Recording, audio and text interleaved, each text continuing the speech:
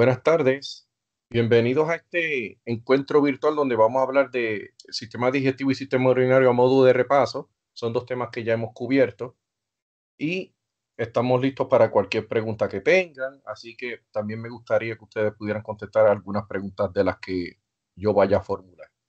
Sabemos que comenzamos con sistema digestivo y nuestra primera pregunta es, ¿el sistema digestivo es el encargado de qué hace el sistema digestivo? Bueno, es el encargado de preparar los alimentos para su absorción y utilización por todas las células del organismo. Todos tenemos que tener en cuenta que ese es el propósito. Va a romper moléculas grandes, moléculas pequeñas y se va a encargar del proceso de absorción, el proceso de pasar esos nutrientes desde el tubo digestivo hasta la sangre o la linfa. Y esos nutrientes las células los van a utilizar. ¿Alguna duda con esa pregunta? No, Bien, segunda pregunta. Las tres principales glándulas salivales son, ¿alguien tiene idea de cuáles son las glándulas salivales?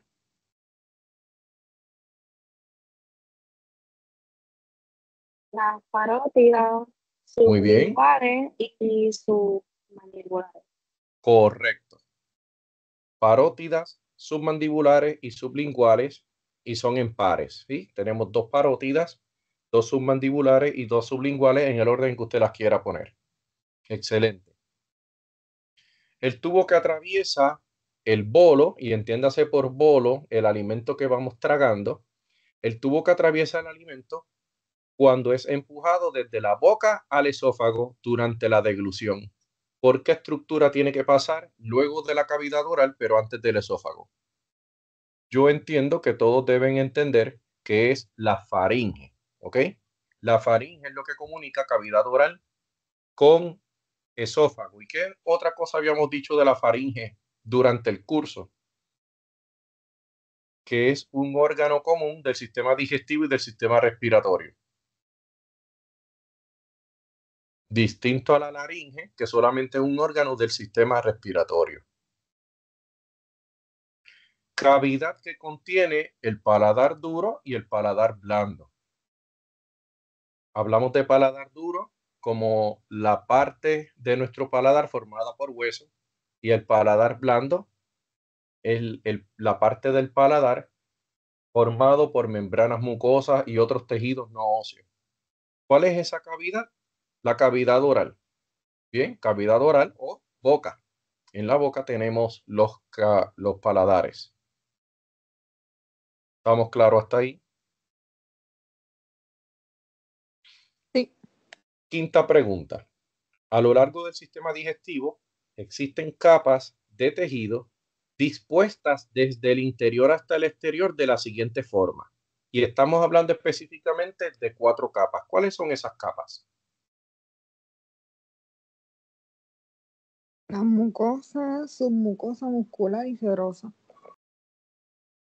Esta es la pregunta. A lo largo del sistema digestivo existen capas dispuestas desde el interior hasta el exterior de la siguiente manera y como usted bien señaló, mucosa, submucosa, muscular y serosa. ¿Ok? Bien.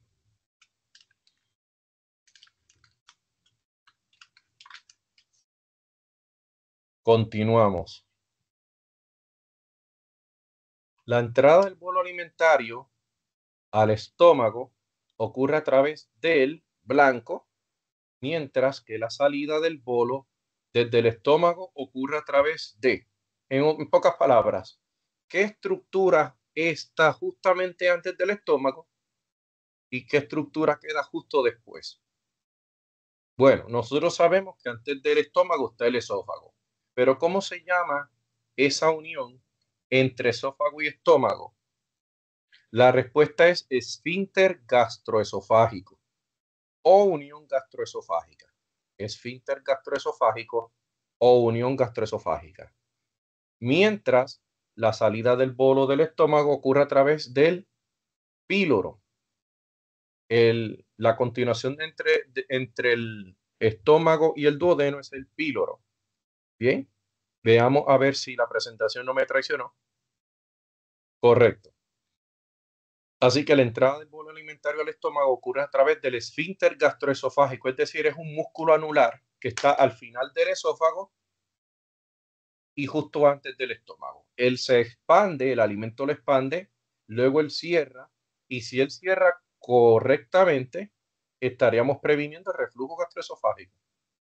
Mientras la salida del bolo, que una vez el bolo alimentario está en el estómago, los anatomistas y fisiólogos le llaman quimo o el quimo. Así que ese alimento que está en el estómago va a pasar a través del píloro, y entiendan por píloro la unión entre o la comunicación entre el estómago y el duodeno. ¿Quedó claro? Las células parietales del estómago producen, ¿qué pueden producir las células parietales del estómago? Las células parietales, y hay que tener mucho cuidado porque están las células parietales y las principales. Las células parietales producen HCl y factor intrínseco. HCl y factor intrínseco. ¿Para qué me sirve el HCl? Para mantener en el estómago un ambiente ácido y para que las enzimas que trabajan en ese ambiente trabajen de manera óptima. Y segundo, el factor intrínseco, que se utiliza para la absorción de vitamina B12. Así que esas son las dos funciones principales de las células parietales. No nos confundamos con las células principales, que suenan muy parecido en español. Las células principales del estómago producen, bueno, mientras las parietales producen HCl y factor intrínseco, las principales producen pepsinógeno, y ese pepsinógeno lo van a arrojar ahí directo en el jugo gástrico. Así que la respuesta es pepsinógeno. Cuando un compuesto termina en geno, quiere decir que va a dar origen al resto de la palabra, es decir, a pepsina. Y si recordamos cuáles son las enzimas que digieren carbohidratos, proteínas o grasas, vamos a recordar que hay una que se llama pepsina. La pepsina rompe proteínas. Así que esa enzima que rompe proteínas, pero que es producida a nivel del estómago por las células principales, no nace como una pepsina, sino como un pepsinógeno, que luego se activa y forma pepsina. Así que esa es otra importancia del estómago, producir pepsinógeno, pero entiendan que eso eventualmente se va a convertir en pepsina. Y la pepsina va a romper proteínas. ¿Ok? Bien.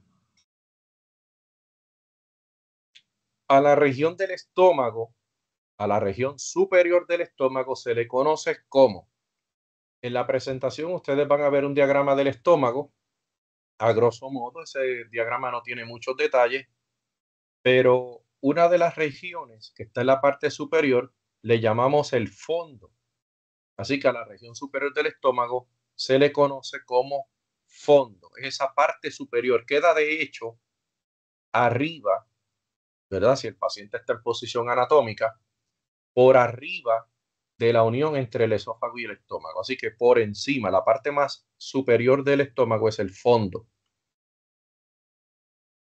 El estómago se comunica con la primera parte del intestino delgado llamada, ¿cómo se llama la primera parte del intestino delgado? Correcto, se llama duodeno. El duodeno. ¿Cuáles son las otras regiones del intestino delgado? Tenemos duodeno, luego tenemos yeyuno y finalmente ilion. Así que el intestino delgado está dividido en tres regiones: duodeno, yeyuno e ilion. El duodeno es la primera y por consiguiente es la que se comunica directamente con el estómago. Y precisamente en el duodeno es donde desemboca toda la secreción de la vesícula biliar y la secreción del páncreas. La principal importancia de las microvellosidades intestinales es, ¿cuál es la importancia? Recordemos que las microvellosidades no son otras cosas que extensiones del citoesqueleto a través de la membrana celular. Yo había mencionado que cuando el citoesqueleto atraviesa la membrana celular, no pasa en todas las células, solamente en algunas células especiales, forma proyecciones celulares. Y esas proyecciones celulares pueden ser cilios, flagelos y vellosidades o microvellosidades. Habíamos mencionado que los cilios los podemos encontrar en la tráquea, también los podemos encontrar en otras regiones del tubo respiratorio, pero la tráquea es el prototipo. Los flagelos los podemos observar en los gametos masculinos, los espermatozoides, que les sirven de movimiento, y las microvellosidades, principalmente el ejemplo clásico, son las células de los intestinos. ¿Cuál es la importancia de las microvellosidades? Pues van a aumentar el área superficial de modo que se facilite el proceso de la absorción. Así que esa es la importancia de las microvellosidades. Las vellosidades y microvellosidades incrementan, es decir, aumentan la superficie del intestino delgado en cientos de veces, facilitando la absorción de nutrientes en el sistema digestivo. ¿Está claro? Sí. Próxima pregunta. Menciona cómo distinguir o cómo podemos distinguir el yeyuno del ilion. Es decir, cómo distinguimos las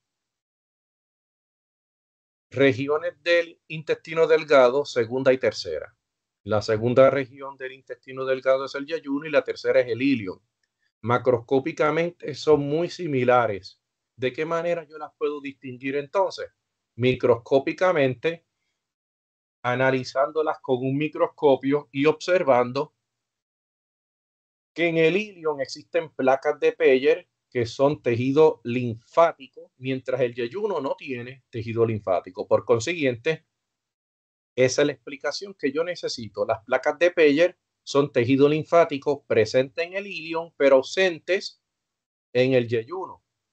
¿Sí? Recuerdan en la presentación, cuando estemos hablando de yeyuno e ilion, vayan a la diapositiva donde se presenta en el ilion las placas de Peyer que están ilustradas como un conglomerado de pequeñas células teñidas de púrpura, formando varios cúmulos en esa pared, en un corte transversal del ilion. ¿Qué vemos aquí? Aquí estamos viendo el colon y nos está preguntando los segmentos del colon y las dos flexuras, ¿cierto?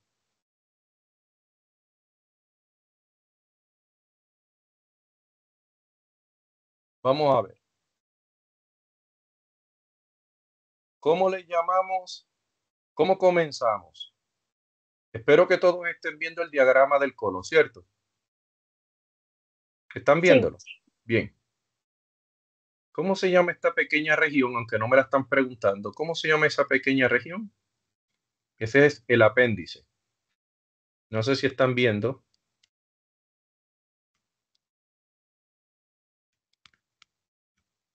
¿Sí? El apéndice o apéndice vermiforme o apéndice secal. Por lo tanto, esta región que está aquí le vamos a llamar ciego. Estos dos términos no son parte de la pregunta. La pregunta comienza con los segmentos. Así que yo voy a comenzar por este segmento que está aquí. ¿Cómo se llama ese segmento del colon? El colon ascendente. El colon ascendente. Muy bien.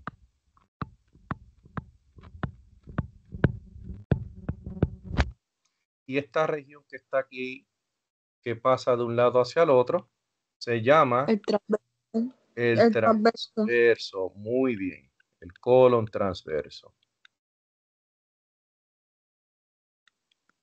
Y esta región que estamos viendo aquí se conoce como colon descendente. Bien, creo que parece como que no estoy dejando mucha separación. ¿Ok? Este es el colon descendente. ¿Sí? Entonces, esta pequeña región es el colon sigmoide. Algunos autores le ponen S al final, otros no, así que vamos a dejarlo sin S, colon sigmoide. Bien. Y ya si quisieran añadir uno más, que escriban al final recto. Bien. Pero me habla de dos flexuras o ángulos. Por lo tanto, yo entiendo que me están hablando y aquí quisiera hacerlo de otro color, si se pudiera. Vamos a ver si se puede. Esta región que está aquí, esa región que está aquí y esta otra región que está acá. La región que está a la izquierda de nosotros como observadores está a la derecha del paciente en posición anatómica. Y esa región anatómicamente está relacionada con el hígado. Y todo lo que está relacionado con el hígado lleva por nombre hepático. Así que yo le voy a poner ángulo hepático o flexura hepática. Vamos a utilizar más la palabra ángulo. Ángulo hepático.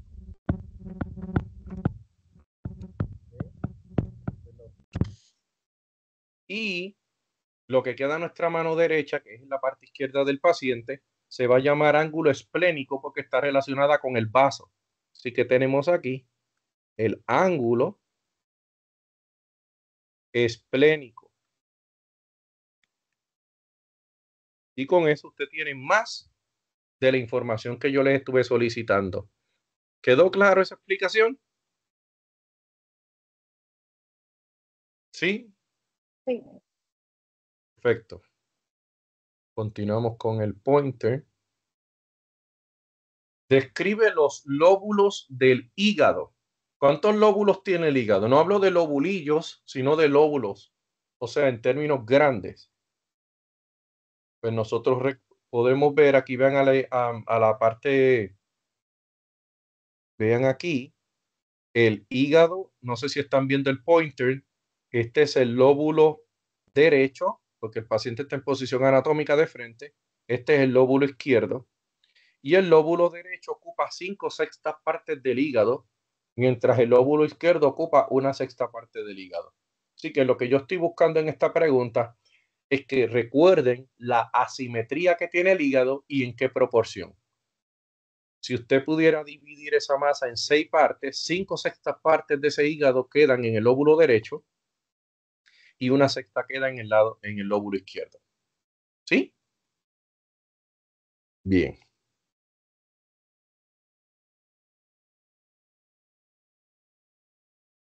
¿Cómo ocurre el trayecto de la bilis hasta el duodeno? Sabemos que la bilis la produce el hígado, pero se almacena en la vesícula. Así que para simplificar esta pregunta, vamos a concentrarnos en el trayecto desde la vesícula, obviando el paso desde el hígado, pero conociendo que el hígado es el origen de todo. Así que todos sabemos que la bilis se origina en el hígado y pasa desde el conducto hepático hasta la vesícula biliar. Pero ¿qué pasa si nos limitamos solamente a la vesícula para propósitos de simplicidad? Entonces, la explicación que voy a dar, voy a necesitar un diagrama. No sé si pueden ver el diagrama de fondo. Aquí estamos viendo la pregunta que estoy formulando. ¿Cómo ocurre el trayecto de la bilis y qué hormona es responsable de estimular a la vesícula biliar para que vierta su contenido hacia los conductos? Bien, sabemos que existen dos conductos desde el hígado, dos conductos hepáticos, y la bilis va a viajar hasta la vesícula biliar donde se va a concentrar y almacenar. ¿Sí? Obviamente parte de la bilis del hígado también va cayendo en dirección a su destino, que es el duodeno, pero la mayoría va a concentrarse en la vesícula biliar. Y es ahí donde yo quiero comenzar la explicación. La vesícula biliar necesita contraerse y para contraerse necesita una hormona que se llama CCK. Quiero que miren hacia la parte inferior donde está una explicación escrita en blanco. La CCK, que no es otra cosa que colecistocinina. Así que lo voy a escribir. Vamos a escribir eso. Lo voy a escribir aquí a la derecha. La CCK quiere decir colecisto. Y la K es un término que en español es con C, cinina. Colecistocinina. Bien, así que la CCK no es otra cosa que la colecistocinina. La CCK o colecistocinina se va a estimular cuando en el duodeno, que es esto que estamos viendo aquí, recuerden que el estómago ha sido removido para observar el páncreas, pero imagino que lo están viendo con mi pointer, y el duodeno. El duodeno también se le hizo un corte para poder ver por dónde es que entran los conductos. Obviamente aquí hay un conducto menor del páncreas, pero aquí está el conducto principal. Entonces, una vez hay alimento y el alimento por lo general contiene grasa, va a haber un estímulo para que se produzca CCK. Y esa CCK, a su vez, la colecistocinina, estimula la vesícula biliar. Es decir, va a haber un estímulo para que la colecistocinina provoque la contracción de la vesícula biliar. Cuando la vesícula biliar se contrae, ¿cuál es el trayecto de la bilis? La bilis sale expulsada hacia el conducto cístico. ¿Cuál es el conducto cístico? Vean en el diagrama donde yo tengo el apuntador. Este es el conducto cístico. Este es el conducto cístico. Hasta aquí, porque una vez se une con el hepático, ya no se llama cístico. Hasta aquí ya se termina de llamarse cístico para llamarse colédoco. ¿Ok? Este conducto se llama cístico, el del hígado se llama hepático y la unión de ambos forma el colédoco. Por lo tanto, para hablar del trayecto de la bilis, hablamos que la bilis sale expulsada hacia el conducto cístico, luego al conducto colédoco y finalmente llega al duodeno. Así que conducto cístico, conducto colédoco y el duodeno. Y en el duodeno va a realizar su función la bilis, que es emulsificación de las grasas. Va a presentar las grasas de tal manera que la lipasa pancreática pueda romperlas. Bien. ¿Quién, además de la bilis, qué otra secreción llega al duodeno? Pues las secreciones del páncreas. Bien. Si hay azúcares, se van a degradar porque el páncreas produce amilasa pancreática. Si hay grasas, que sabemos que las hay porque por eso se produjo bilis, la grasa emulsificada por la bilis será rota, será degradada o metabolizada por la lipasa pancreática y las proteínas que quedan por degradar también son degradadas por secreciones pancreáticas como la tripsina y la quimiotripsina. ¿Okay? Aprovecho el diagrama para hacer esa explicación, pero esa pregunta se cubre más adelante. ¿Alguna duda con esto?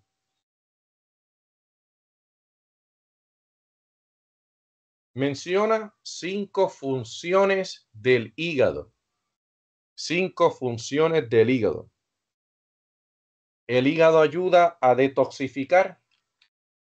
En ocasiones hay sustancias que son nocivas para el organismo, sustancias que se producen como resultado de ciertas reacciones y el hígado produce otras sustancias que ayudan a destruir a esa sustancia peligrosa. Es decir, rompemos unas moléculas peligrosas con moléculas producidas por el hígado y eso se llama detoxificación. ¿Ok?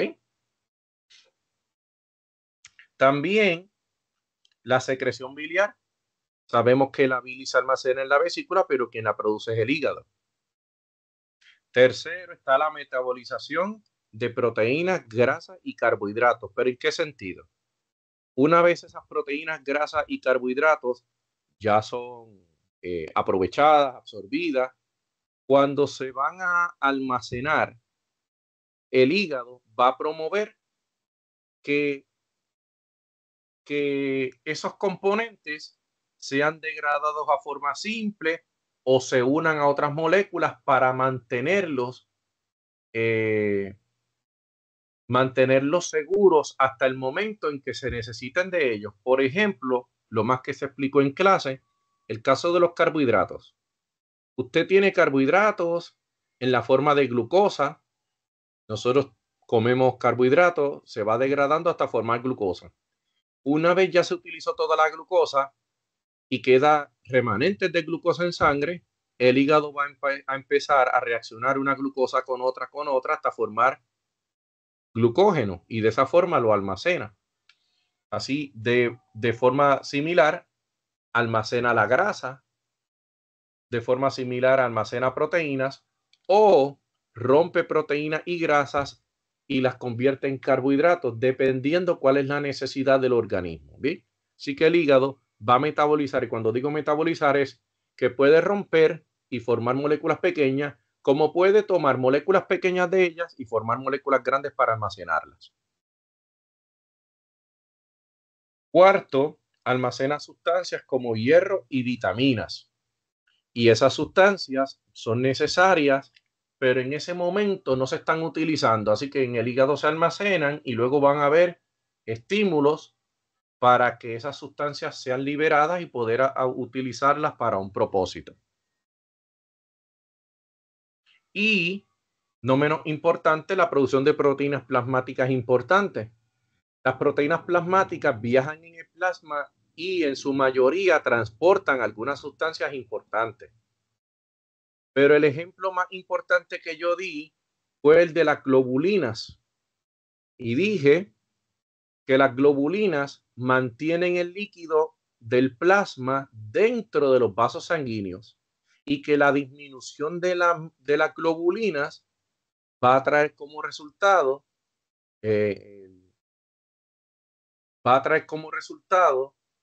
que esa agua se pierda. Bien,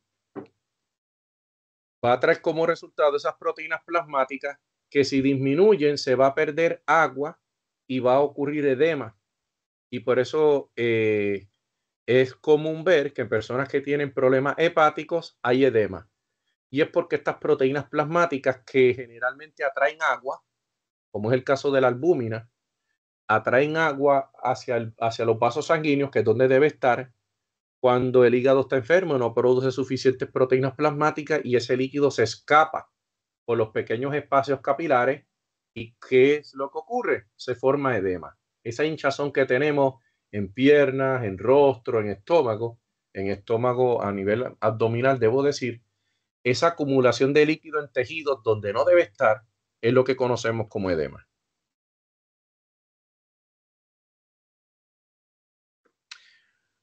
¿Cuáles son las dos enzimas proteasas principales del sistema digestivo? Es decir, de las enzimas del sistema digestivo, ¿cuáles rompen proteínas? Segundo, ¿dónde se producen? ¿Y cuál es el pH apropiado para el funcionamiento de las mismas? Entonces, la mejor forma es con una tabla, contestar esto con una tabla. ¿Alguien tiene idea de dónde encontramos las dos proteasas importantes del sistema digestivo?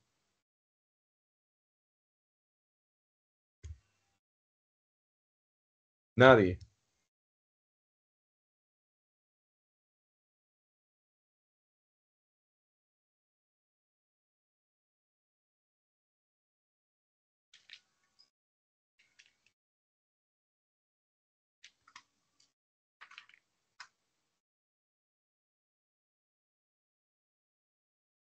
Bueno,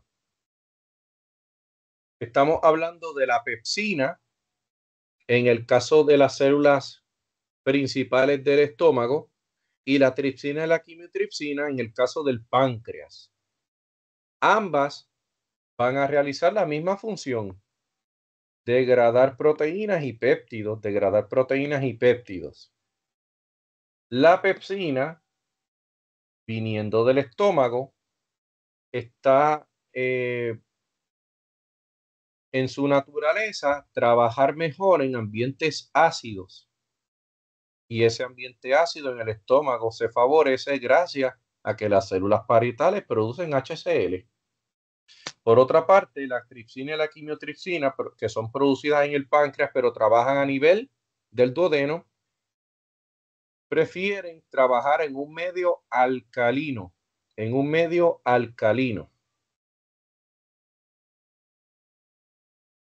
Sobre el páncreas, la porción endocrina del páncreas secreta principalmente, mencionamos dos hormonas, mientras que la porción exocrina del páncreas secreta y nosotros mencionamos tres productos.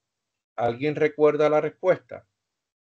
Cuando hablamos de la porción endocrina, hablamos de insulina y glucagón. Insulina disminuye la glucosa en sangre y el glucagón aumenta la glucosa en sangre. La porción exocrina del páncreas secreta principalmente, bueno, vamos a comenzar hablando de carbohidratos, luego proteína y grasa. La porción exocrina del páncreas secreta amilasa pancreática que rompe el almidón, la tripsina y la quimiotripsina que rompen proteínas y finalmente la lipasa pancreática que metaboliza grasas, en el orden en que usted quiera decirlas. Así que a nivel endocrino, el páncreas produce, si hablamos endocrino, produce insulina y glucagón. Pero en cuanto a la porción exocrina, produce amilasa pancreática que rompe almidón, lipasa pancreática que rompe grasas y la tripsina quimiotripsina que rompen proteínas. Durante la digestión mecánica ocurren dos movimientos principales en el sistema digestivo.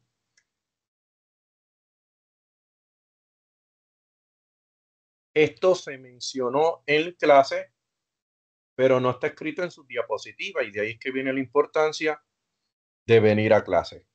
Los dos procesos son peristalsis y segmentación.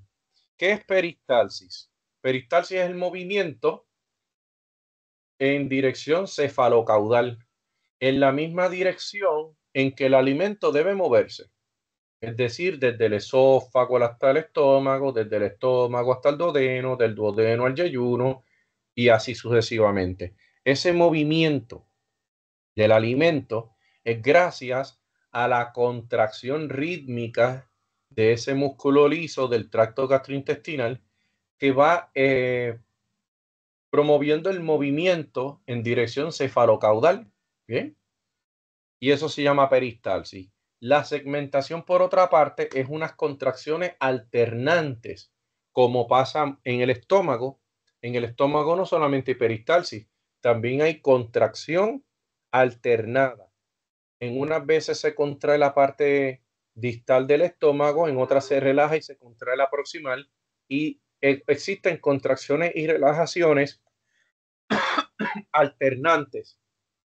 Y ese proceso se conoce como segmentación y ayuda, contribuye junto a las secreciones a romper el alimento en moléculas más pequeñas.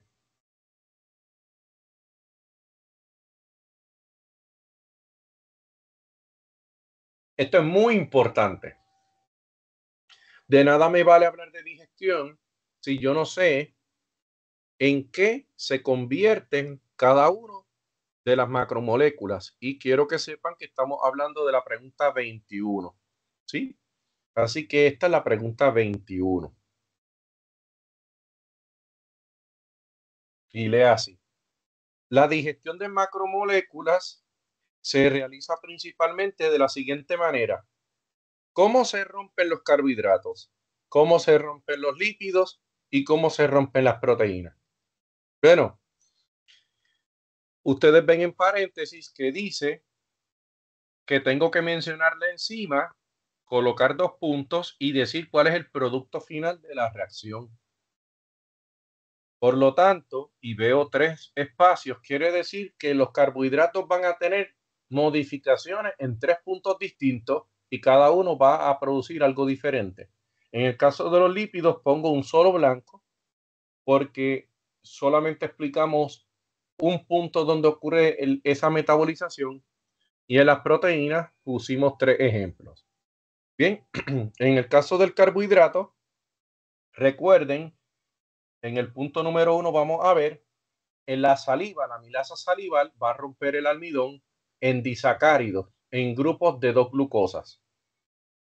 Luego, ustedes van a ver que el páncreas también tiene amilasa, pero amilasa pancreática.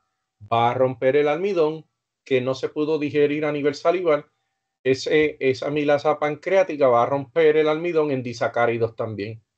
Y finalmente, a nivel intestinal, van a haber unas disacaridasas que van a romper los disacáridos que se formaron en los pasos 1 y 2 y los van a convertir en monosacáridos. En el caso de los lípidos, nosotros sabemos que los lípidos no es otra cosa que la unión de glicerol y 3 ácidos grasos. Por lo tanto, ese va a ser el producto. ¿Cuál es la enzima que rompe el lípido y dónde trabaja? Bueno, es la lipasa pancreática y va a trabajar a nivel duodenal y va a romper el triglicérido en glicerol y ácidos grasos, además de monoglicéridos como mencionamos en clase. Y finalmente las proteínas. ¿Dónde se rompen proteínas? El estómago produce pepsina, que rompe proteínas en péptidos y proteínas parcialmente digeridas. En el páncreas hay tripsina y quimiotripsina, que también va a romper las proteínas en proteínas parcialmente digeridas y en algunos casos puede inclusive haber aminoácidos. Y finalmente, lo que queda por romperse, esos péptidos, terminarán convirtiéndose en aminoácidos gracias a las peptidasas intestinales. Así que veámoslo ya la explicación.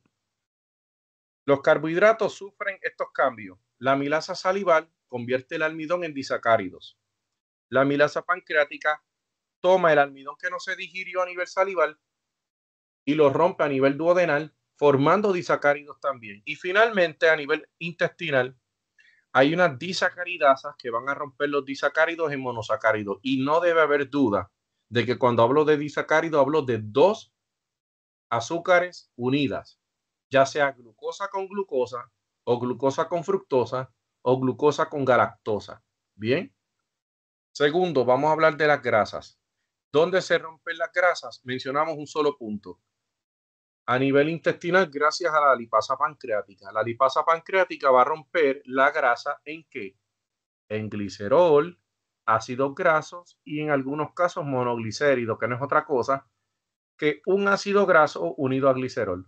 Pero cuando usted lo rompe completamente, lo que tiene son los primeros dos, glicerol y ácidos grasos. Monoglicéridos son rompimientos parciales de la grasa, pero también es un producto que usted esperaría ver. Y finalmente las proteínas, a nivel del estómago se producen pepsinas, ¿sí? Recuerden, las células principales producen pepsinógeno. La pepsina va a romper las proteínas y las va a convertir en proteínas parcialmente digeridas. En el páncreas se produce, para que trabaje a nivel del duodeno, la tripsina y la quimiotripsina, que también van a tomar las proteínas parcialmente digeridas del paso anterior, es decir, de la pepsina del estómago, y las va a convertir en aminoácidos. Puede haber alguna proteína que no esté ni siquiera metabolizada y por eso todavía a nivel intestinal usted vería algunas proteínas parcialmente digeridas, pero ya comienza a haber aminoácidos. Es decir, lo que comenzó a hacer la pepsina a nivel del estómago, la tripsina pancreática lo está haciendo a nivel duodenal.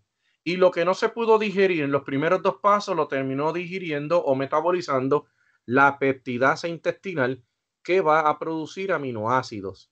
Como todos saben, el propósito o la finalidad de romper proteínas es conseguir aminoácidos. ¿Alguna duda hasta aquí?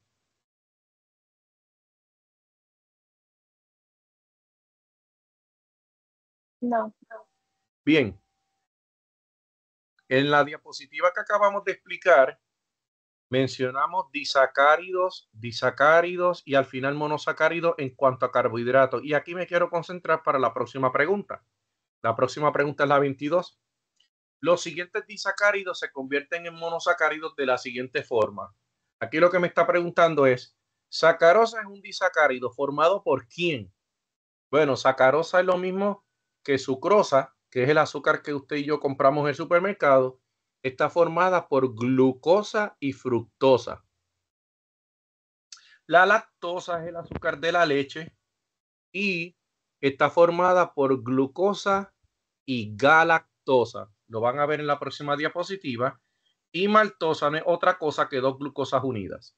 Así que cuando usted vaya a romper, usted tendría que la sacarosa es glucosa más fructosa, la lactosa es glucosa más galactosa y la maltosa es dos glucosas unidas.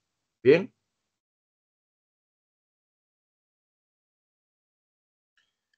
Rellenen los blancos de la mano del profesor. Eso quiere decir que es una pregunta que en otros semestres yo he explicado, pero al añadir ciertos temas he removido algunos, pero creo que es importante.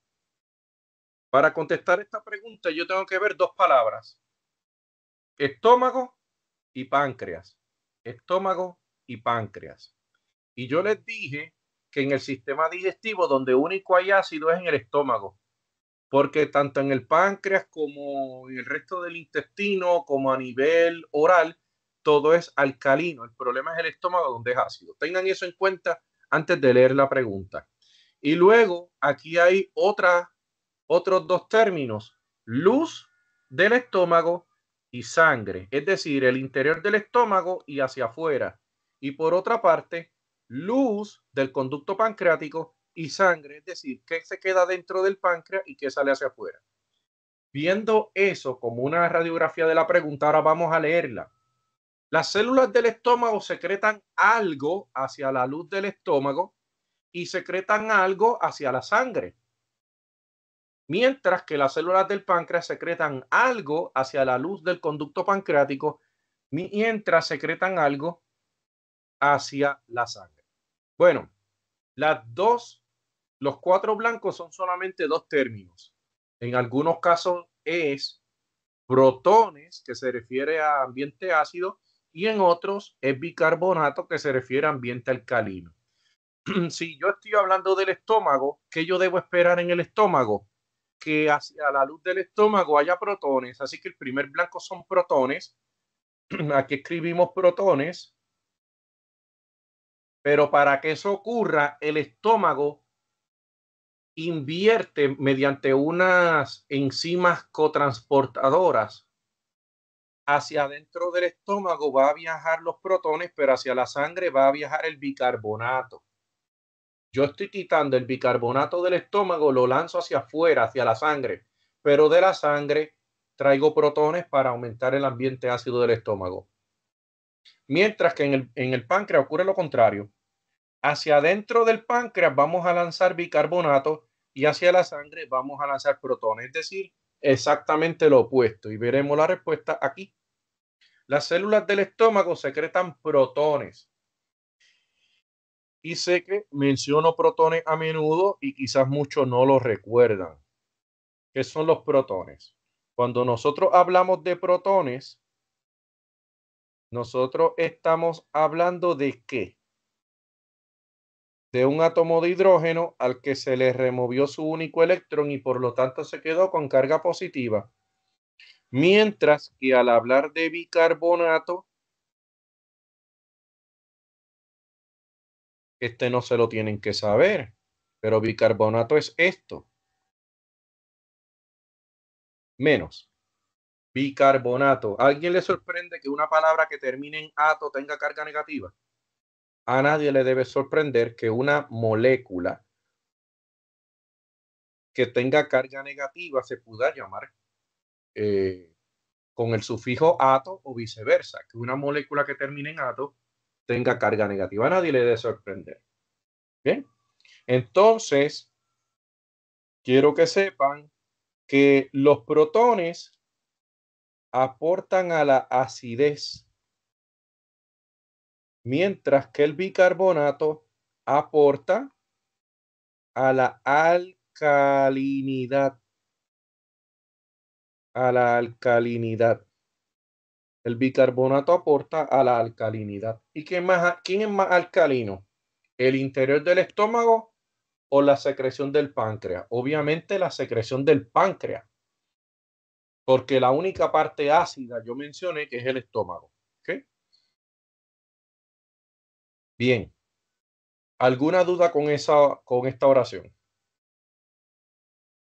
el bicarbonato y los protones van en direcciones opuestas, ¿sí? Como las puertas giratorias. Esto es como las puertas giratorias. Bien. Imagínense unas puertas giratorias donde cuando entra un protón sale un bicarbonato. Bien. ¿Dónde ocurre esto? Esto ocurre en el estómago.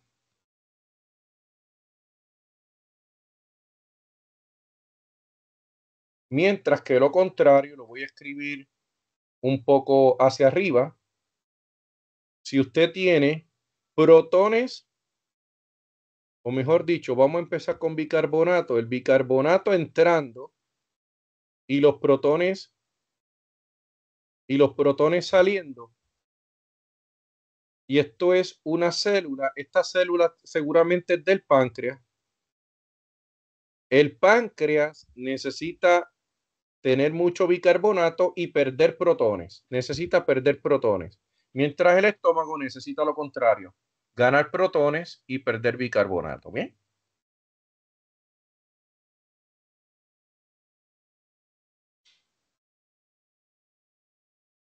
Identifica las estructuras del sistema digestivo. Yo necesito identificar la cavidad oral, la faringe, el tracto gastrointestinal con sus componentes y los órganos accesorios. Bien. Vamos a ver. Bien. Comenzamos con la cavidad oral. La cavidad oral. Vamos a ver.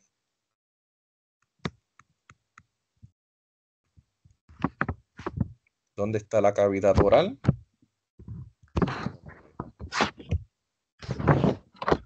Vamos a ver si puedo hacerlo aquí. Bien. Estamos hablando a este nivel. Bien. Poquito más abajo. Poquito más abajo. Estoy tocando aquí cavidad nasal, pero estoy tocando los paladares, ¿ok? Esa es la cavidad oral. Bien. Y por el área de la garganta, yo creo que este punto es más que preciso. Aquí está la faringe.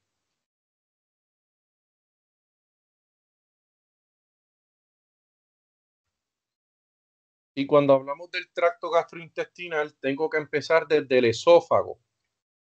Bien. ¿Qué tal si hablamos del esófago? El esófago es inmenso, pero yo estoy tomando un pedazo del esófago. Se está viendo lo que se escribe.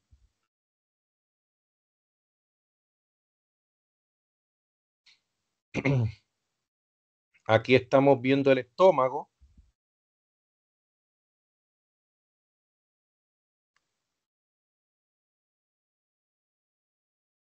Bien.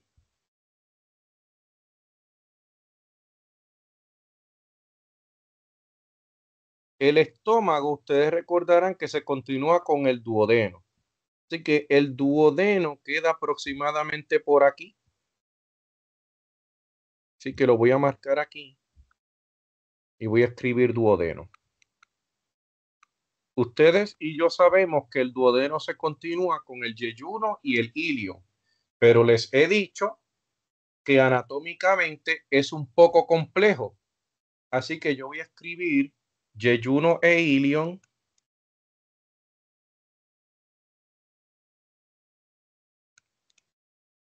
como si fuera una sola estructura, como diciendo, estas son las asas intestinales. Bien, y voy a poner un punto en el centro. Yeyuno e ilion, ¿ok? Esas son las asas intestinales. Bien, entonces necesito identificar el hígado. No he terminado con el tracto gastrointestinal. Vamos a terminar con el tracto gastrointestinal porque ya los órganos accesorios es lo último. Vamos a seguir con el tracto gastrointestinal. Tenemos aquí, en esta región, el colon ascendente.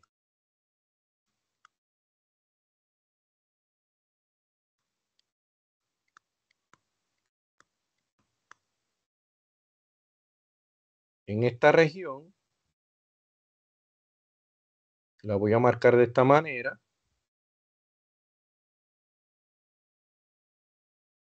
Tenemos el colon transverso.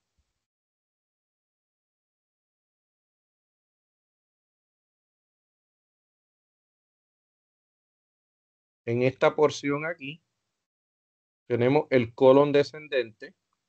No voy a escribir las flexuras ni los ángulos, porque ya lo hicimos en otro ejercicio.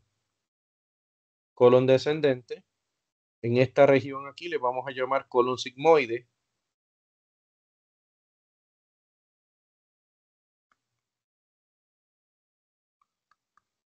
¿Qué otra estructura nos falta? Podemos aquí mencionar el recto. Terminamos con el tracto gastrointestinal. El tracto gastrointestinal, esófago, estómago, duodeno, yeyuno e ilion y el colon. ¿Qué nos falta? Los órganos accesorios. Y esos órganos accesorios yo los voy a trazar en rojo. Y aquí voy a incluir el apéndice,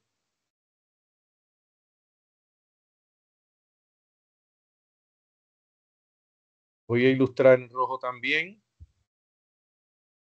al hígado,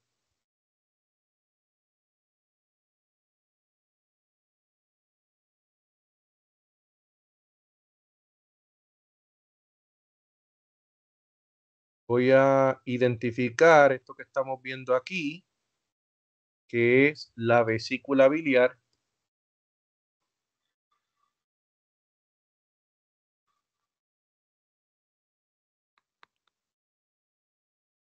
Y ya hemos determinado todo. Sí, no estamos siendo específicos con los paladares duros y blandos. Aquí estamos hablando de cavidad oral y faringe, los componentes del tracto gastrointestinal, que es básicamente todo lo que está en azul, excepto cavidad oral y faringe. Y finalmente los órganos accesorios como hígado, vesícula biliar. Y sí, debo mencionar, si se puede identificar aquí, que va a dar un poquito de trabajo, el páncreas. El páncreas está un poco difícil de identificar. Yo lo voy a marcar de un color quizás verde, porque está un poco escondido. El páncreas debe estar aproximadamente en esta región. Lo estoy ilustrando en verde y vamos a ver dónde coloco el nombre.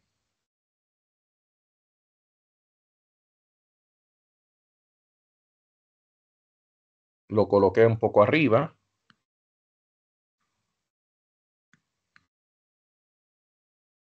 Se saca por deducción porque está detrás del estómago, pero comunicándose con el duodeno. Bien, ¿alguna pregunta o duda?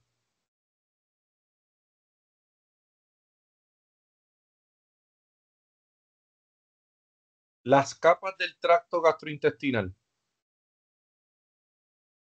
¿Qué estamos viendo aquí?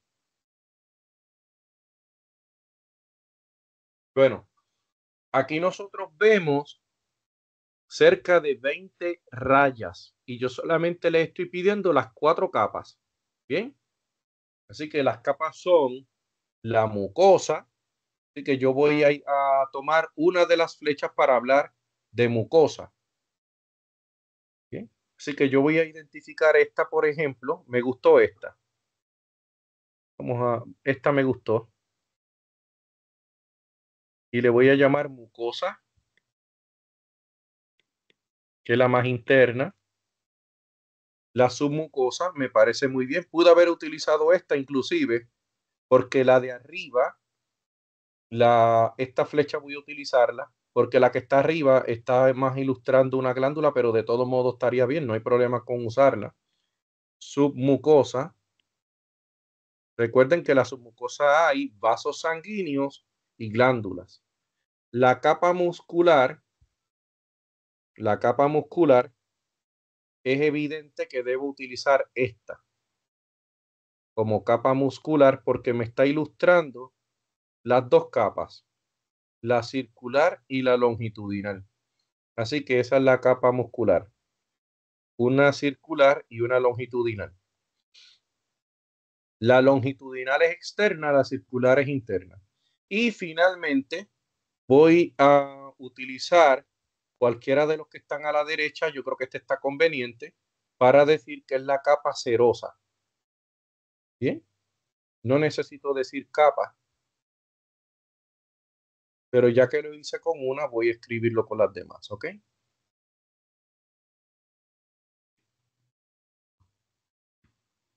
No es necesario, pero ya que lo escribí con una, lo voy a escribir con las demás. Capa mucosa, capa submucosa, capa muscular y capa serosa. Identifica las estructuras asociadas con la vesícula biliar. Necesito identificar el hígado, vesícula biliar, conducto cístico, hepático, colédoco, páncreas, conducto pancreático, una estructura que vamos a ilustrar ahora, que es el esfínter de Oddi y el duodeno.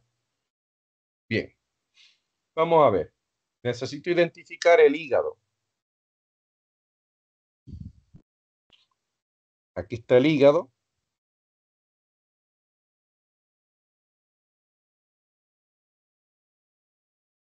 Este es el hígado. Vamos con la vesícula biliar. La vesícula biliar ya tiene su propio rótulo.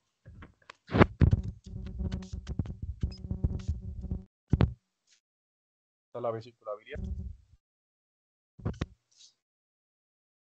El conducto cístico, y si yo recuerdo, el conducto cístico es el conducto que es donde sale la bilis, así que sería este conducto aquí es el cístico, no hay ninguna duda que este es el conducto cístico.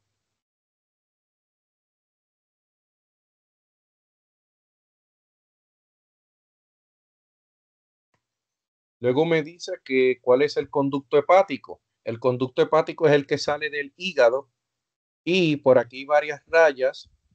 Yo prefiero utilizar esta que está aquí abajo para decir que este es el conducto hepático. Son dos conductos que se unen como uno solo. Yo le voy a llamar ahí conducto hepático.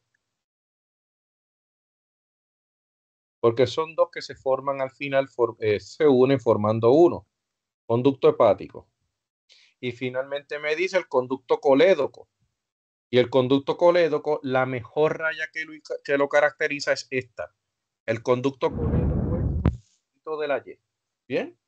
Es la unión del cístico con el hepático. Ese es el conducto colédoco. Ese es el conducto colédoco. Bien.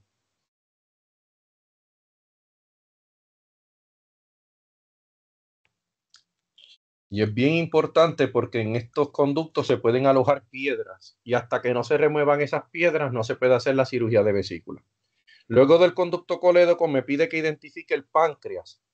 Hay dos rayas que me identifican el páncreas. Yo voy a tomar la de la izquierda porque la de la derecha me está más indicando el conducto pancreático, que es otra pregunta. Así que este también lo voy a utilizar, pero lo voy a escribir más hacia la derecha.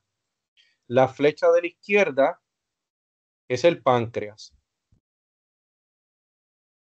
Recuerden que páncreas es esdrújula, tiene acento. Y entonces, si se fijan, esta otra raya azul que está mirando hacia el conducto que está adentro es el conducto pancreático. Y por lo tanto voy a aprovechar porque me parece más pertinente que ese sea el conducto pancreático. ¿Quién me queda? El esfínter de Oddi. Bueno, donde único hay un esfínter, donde único hay un músculo que permite el paso de un lado a otro, es aquí. Este es el esfínter de Oddi, donde entra el conducto pancreático y el conducto de la vesícula. Y así, esto es material que estoy dando hoy. Esfínter de Oddi, y Oddi tiene dos letras D. Y finalmente el duodeno. El duodeno, cualquiera de las rayas que identifique el duodeno, voy a escribir esta que es la que me separa las demás estructuras. Bien. Así que hemos identificado todas las estructuras. ¿Alguna duda? Así que no identifiqué vasos sanguíneos ni identifiqué el vaso. Así que podemos seguir porque identificamos las estructuras que sí nos pedían.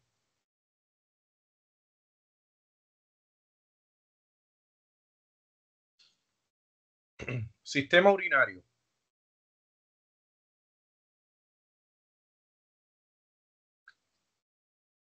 Describe la función del sistema urinario. Bueno, cuando digo función, en realidad hay varias. Eliminar desechos, mantener el volumen, equilibrio hidroelectrolítico, el control del equilibrio ácido-base. Así que todo eso tiene que estar en nuestra mente. Eliminar los desechos del metabolismo celular. Es decir, esos desechos de las células que son a base de nitrógeno tienen que eliminarse por medio del sistema urinario y mantener el equilibrio, bien, debo decir equilibrio, en la presión arterial, el equilibrio hidroelectrolítico y el equilibrio ácido básico.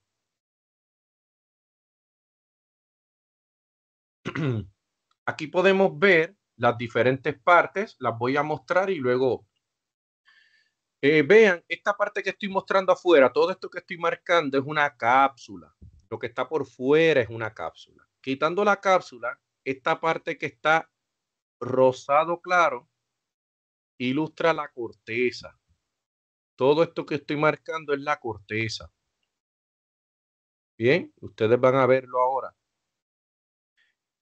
Esto que está ilustrado rojizo son las médulas. Es una médula separada en segmentos gracias a la corteza.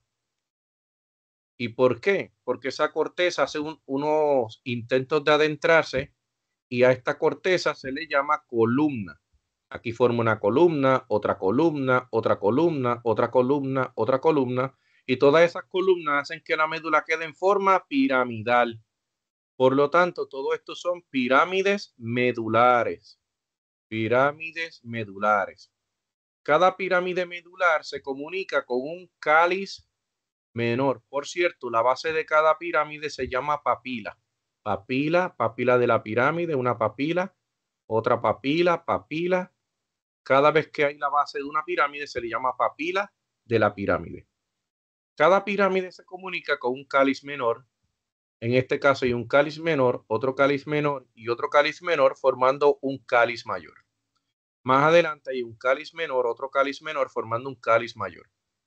Y aquí vemos un cáliz menor y otro cáliz menor formando otro cáliz mayor. Por lo tanto, tenemos 1, 2, 3 cálices mayores y cuando se unen forman una pelvis renal. Una pelvis renal. Así que estamos hablando de este diagrama. Bien, aquí vemos cápsula, la corteza con sus columnas, las columnas renales, la médula en forma de pirámide. Así que médula es todo, cada uno de ellos, pero por la forma en que está distribuido son pirámides medulares. La raíz de esas pirámides que se comunica con los cálices menores se llama papila de la pirámide. Aquí tenemos 1, 2, 3, 4, 5, 6, 7 cálices menores y 1, 2, 3 cálices mayores, una pelvis renal y eso se comunica con el uréter. La unidad básica de estructura y función del sistema urinario. Mientras casi todo es conducto, ¿quién en realidad hace la función? La respuesta es la nefrona. ¿Ok? La respuesta es nefrona. Dentro de la nefrona hay diferentes componentes y uno de ellos es el corpúsculo renal. El corpúsculo renal es la parte de la nefrona donde ocurre que la filtración y esa estructura llamada corpúsculo renal está formada por ¿qué? Por fuera por una cápsula de Bowman y por dentro por un glomérulo. Así que la explicación es el corpúsculo renal es la parte de la nefrona donde ocurre la filtración y está formado por dos estructuras, el glomérulo, su parte interna, que es una red capilar, y la cápsula de Bowman, que es la parte de afuera. Y todas, ambas en conjunto, realizan la filtración, el primer paso para formación del filtrado. Luego, volvemos a términos macroscópicos. Cada pelvis renal se comunica con un conducto alargado llamado... ¿Alguien sabe con qué se comunica la pelvis renal?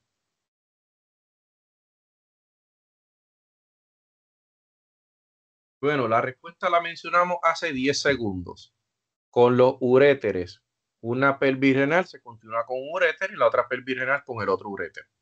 Cada uno de ellos a su vez se comunica, es decir, cada uno de los uréteres, que fue la respuesta del primer blanco, se comunica con una estructura en forma de saco llamada, ¿cómo se llama esa estructura en forma de saco donde llegan los uréteres? La respuesta es vejiga. Bien, así que cada pelvis renal se comunica con un conducto alargado llamado uréter, uréter derecho, uréter izquierdo, y cada uno de esos uréteres, a su vez, se comunica con una estructura en forma de saco llamada vejiga. ¿Qué es el trígono vesical? Bueno, vesical viene de vejiga y trígono viene de 3. Así que son los tres orificios, las 3 aberturas que tiene la vejiga. Una para el uréter derecho, otra para el uréter izquierdo y otro para la uretra. Por lo tanto, el trígono está formado por el orificio ureteral derecho, orificio ureteral izquierdo y el orificio de la uretra. Esos 3 forman el trígono vesical. ¿Qué estamos viendo aquí? Pues estamos viendo la nefrona. ¿Qué vamos a ver aquí en la nefrona? Vemos el corpúsculo renal formado por glomérulo y cápsula de Bowman. Aquí está la arteriola aferente.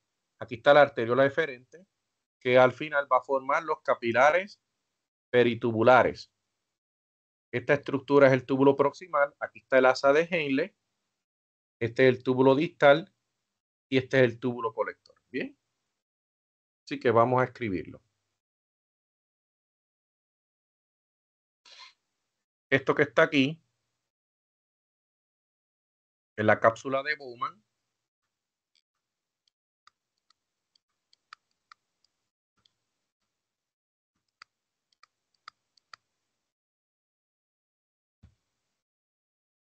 bien, voy a borrar eso.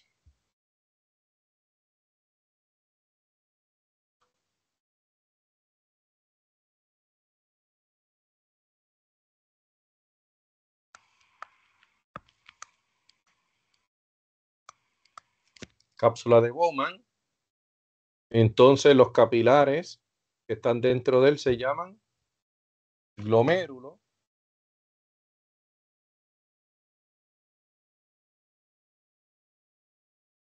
Como estamos hablando de las partes de la nefrona, voy a quitar los vasos sanguíneos que no son parte de la nefrona. Bien, así que ellos forman el corpúsculo renal y me voy a tomar el atrevimiento para escribir corpúsculo renal, donde incluyo al glomérulo y a la cápsula de Bowman. Ahora vamos con los conductos. Este conducto aquí lo voy a alargar hacia acá arriba y le voy a llamar túbulo proximal.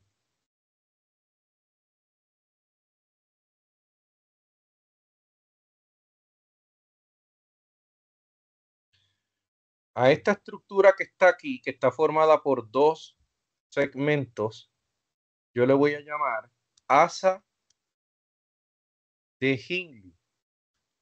Se escribe así, Henle. Luego tenemos aquí otro túbulo, pero este se llama túbulo distal y túbulo es esdrújula. Túbulo distal. Y finalmente vamos a colocar aquí una rayita para llamarle a este túbulo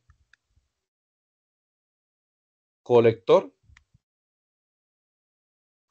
¿Bien? Túbulo proximal, asa de Henle. Vamos a poner el pointer. Túbulo proximal, nos referimos a esta estructura. El asa de Henle nos referimos a toda esta estructura, rama que desciende y rama que asciende. Túbulo distal nos referimos a esta parte del túbulo y finalmente el túbulo colector, esta parte. Recuerden que el corpúsculo renal está formado por un glomérulo que está aquí dentro y una cápsula de Bowman que lo está rodeando. ¿Sí? Define los 3 procesos para la formación de orina. Bueno, basado en el diagrama anterior, tenemos la filtración, que no es otra cosa que el paso de sustancias hacia la cápsula de Bowman. La reabsorción, que son el paso de sustancias desde los túbulos a los capilares peritubulares, desde los túbulos a los capilares peritubulares, y la secreción, que es el paso de sustancias desde los capilares peritubulares hasta los túbulos. Por lo tanto, filtración, movimiento del agua y los solutos, por eso yo dije sustancias, desde el plasma del glomérulo hasta el espacio que existe en la cápsula de Bowman. Segundo, reabsorción, el movimiento de moléculas fuera del túbulo de la nefrona hacia la sangre peritubular, hacia la sangre de los capilares peritubulares. Y finalmente la secreción, el movimiento de moléculas desde la sangre de los capilares peritubulares hasta los túbulos de la nefrona para su eventual excreción. Esta explicación la hemos dicho. Vamos a recordar que estamos hablando del sistema renina, angiotensina, aldosterona. Y para que esto se active tiene que ocurrir un descenso en la presión arterial. Si nuestra presión arterial es 119/79 y nuestra presión sistólica de 119 baja a 100, va a haber un estímulo para que nuestro riñón produzca renina. Nuestro riñón va a producir renina. Mira la renina aquí. ¿Y qué va a pasar? El hígado produce angiotensinógeno. Y angiotensinógeno no se puede convertir en angiotensina 1 si no es porque hay renina.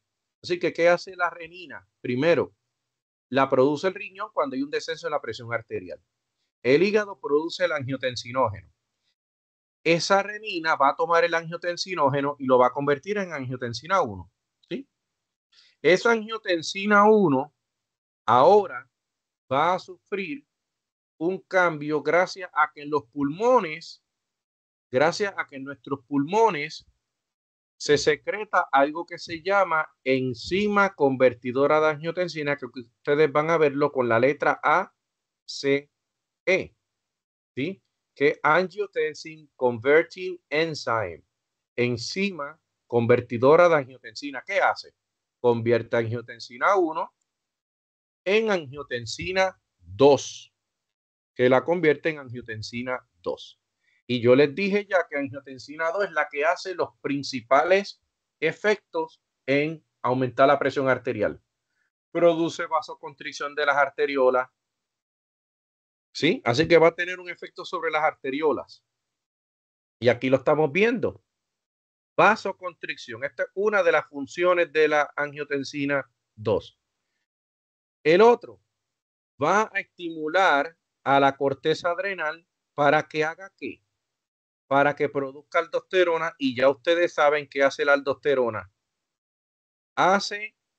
La aldosterona hace que se retenga agua y que se retenga sodio, mientras que se elimina potasio. Eso es lo que hace la aldosterona. Bien. Y además va al hipotálamo para que se produzca, va al hipotálamo no solamente para estimular este proceso de la aldosterona, porque sabemos que la aldosterona necesita el eje hipotálamo, hipófisis, adrenal, ¿sí? No lo activa directamente, sino que la angiotensina 2 va al hipotálamo, el hipotálamo que va a producir CRH, y la hipófisis anterior va a producir ACTH, y esa ACTH va a ir a la corteza adrenal a producir aldosterona. Pero no solo eso, sino que también estimula la hipófisis posterior para que libere la hormona antidiurética. Así que los 3 pasos importantes de la angiotensina 2 son aumentar la aldosterona, promover vasoconstricción y aumentar la ADH. Por lo tanto, es bueno explicar varios de estos términos. ¿Qué es la renina? Bueno, basado en esa explicación que acabamos de dar, la renina es quien convierte el angiotensinógeno en angiotensina 1. ¿Quién la produce? El riñón. El angiotensinógeno lo produce el hígado. La renina la produce el riñón. ¿Y qué va a hacer? Convierte angiotensinógeno en angiotensina 1. ¿Para qué sirve angiotensina 1? Para nada. Porque quien hace el trabajo, angiotensina 2. Por lo tanto, necesitamos que renina empiece, pero alguien más tiene que seguir el trabajo. Y es la enzima convertidora de angiotensina. Bien, que me gustaría anotar esa parte. La enzima convertidora de angiotensina, que viene de los pulmones, para que ustedes vean la importancia de los pulmones, inclusive en el control de la presión arterial, produce una enzima convertidora de angiotensina. ¿Qué hace? Que convierte, y me van a perdonar, angiotensina la voy a escribir abreviado, convierte angiotensina 1 en angiotensina 2, ¿ok? Y esa angiotensina 2 es la que estamos hablando aquí. La angiotensina 2, esa es la que hace todos los efectos. Primero, provoca la constricción de la pared muscular de las arteriolas, es decir, vasoconstricción. Segundo, estimula la corteza adrenal, ya saben, por el eje hipotálamo, hipófisis, corteza adrenal, para producir aldosterona, y ya todos sabemos lo que tiene que ver con aldosterona. Retiene agua y sodio a nivel de los túbulos renales, pero al mismo tiempo elimina potasio. Y tercero, estimula la hipófisis. Cuando hablo de hipófisis, la hipófisis posterior, para que libere ADH y con eso se retenga agua a nivel de los túbulos en el riñón. ¿Sí? Así que es importante aquí saber, si fuéramos a memorizar palabras, vasoconstricción, aldosterona y ADH. ¿Sí? La palabra más importante de cada función de la angiotensina 2. Promueve la vasoconstricción, promueve que haya aldosterona y promueve que haya ADH. Y ya ustedes saben qué procesos tienen que darse para que ocurra cada uno de ellos. ¿Qué hace la aldosterona? Lo mencionamos, promueve la retención de agua y sodio a nivel renal y además elimina potasio. Bien, ¿quién produce la aldosterona? Todos debemos recordar que la corteza adrenal, por medio del eje hipotálamo, hipófisis, corteza adrenal. ¿Y qué es el péptido atrial natriurético? Como expliqué en la última clase, cuando hay un aumento en la presión, los atrios y los ventrículos se estiran, las fibras musculares se estiran, y cuando esos atrios están bien estirados, van a liberar el péptido atrial natriurético, que lo que va a hacer es que va a enviar una señal al riñón para que elimine sodio y con eso se elimine agua. Bien, así que con eso hemos explicado, están listos ya para tomar el examen del jueves. ¿Alguna pregunta o duda?